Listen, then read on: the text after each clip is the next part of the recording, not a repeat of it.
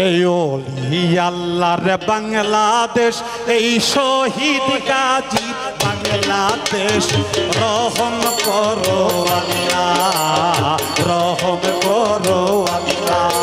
বিসমিল্লাহির রহমানির রহিম। এক বক্তা লালন সাইজির সর্বোচ্চ মানের একটি আধ্যাত্মিকতার গানকে নারীদের নোংরামি বিষয় নিয়ে উল্লেখ করেছে। আপনারা এই মোল্লার, ইহুদির দালাল মোল্লার কথাগুলো একটু শুনে আসেন।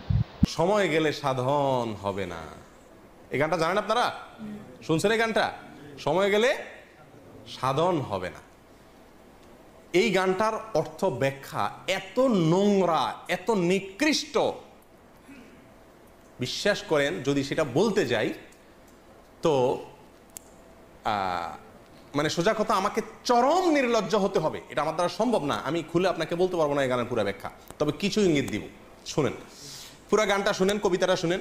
সময় গেলে সাধন হবে না, দিন থাকিতে দিনের সাধন কেন করলে না? জানো না মন খালে বিলে মিন থাকে না জল শুকালে, কি হয় তারে বাদল দিলে শুকনা নদীর মোহনা? অসময়ে কৃষি করে মিশামিশি খেটে মরে, গাছ যদি হয় বীজের জোরে তবুও ফল তো ধরে না। এই গানের খোলাসা কথা আমি আপনাদেরকে বলি। বলা হচ্ছে যারা বাউল, যারা ফকির, যারা সাধনা করবে, এদেরকে বলা হচ্ছে আরে বেটা, দিন থাকতে দিনের সাধন করলি না, সময় থাকলে সাধন করতে হবে, সময় চলে গেলে সাধন করে লাভ হবে না। সময়টা কি? মেয়েদের ঋতুস্রাব, এর আগের সময়টাকে বোঝানো হচ্ছে। ঋতুস্রাবের আগের মুহূর্তে সাধন করতে হবে, ঋতুস্রাব হয়ে গেলে, মাসিক হয়ে গেলে তখন সাধন করলে আর কাজ হবে না। এই হলো খোলাসা কথা, আর এর চেয়ে বেশি আমি আপনাকে ব্যাখ্যা করে বলতে পারছি না। এই মোল্লা লালন সাইজির সময় গেলে সাধন হবে না এত সুন্দর মানের একটি গান, এই হারামখোর ইহুদির দালাল ধর্ম ব্যবসায়ী মোল্লা কি নোংরা ভাষা ব্যবহার করতেছে গান সম্পর্কে। এর একটা কারণ রয়েছে, কারণ যে যেরকম তার চিন্তা চেতনাও এরকম। এই মোল্লার যারা গুরুজন রয়েছে, সহপাঠী রয়েছে, দলের লোক রয়েছে, তারা কিন্তু মসজিদে সহবাস করে। এই মোল্লার গ্রুপে যারা রয়েছে, যে দলের অনুসরণ করে, এই মাদ্রাসায় ছাত্র ছাত্রীদের সাথে বলাৎকারী করে। এই বিষয়ে কিন্তু এই মোল্লা কখনো কোনো কথা বলে না। আপনারা এই ধর্ম ব্যবসায়ী মোল্লার অনেক বয়ান দেখবেন, কিন্তু মাদ্রাসা ছোট ছোট বাচ্চাদেরকে, মেয়েদেরকে নির্যাতন করতেছে মাদ্রাসার বড় হুজুর, ছোট হুজুর অসংখ্য ধরা পড়তেছে, এদের বিরুদ্ধে কোনো কথা বলে না।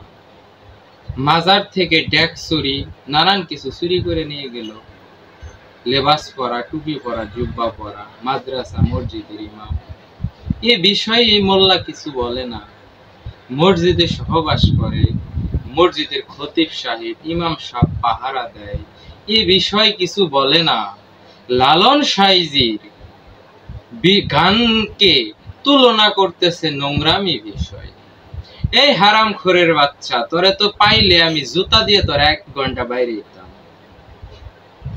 লালন সাইজি এবং লালন সাইজির ওই জায়গায় সাধু সঙ্গ যারা আছে, যারা লালন সাইজিকে ভালোবাসে, তাদের একটা বের করে দেখাতো যে তাদের চরিত্র খারাপ, নারী নিয়ে ফুর্তি করেছে, ধরা পড়েছে, এরকম একটা বের করে দেখা।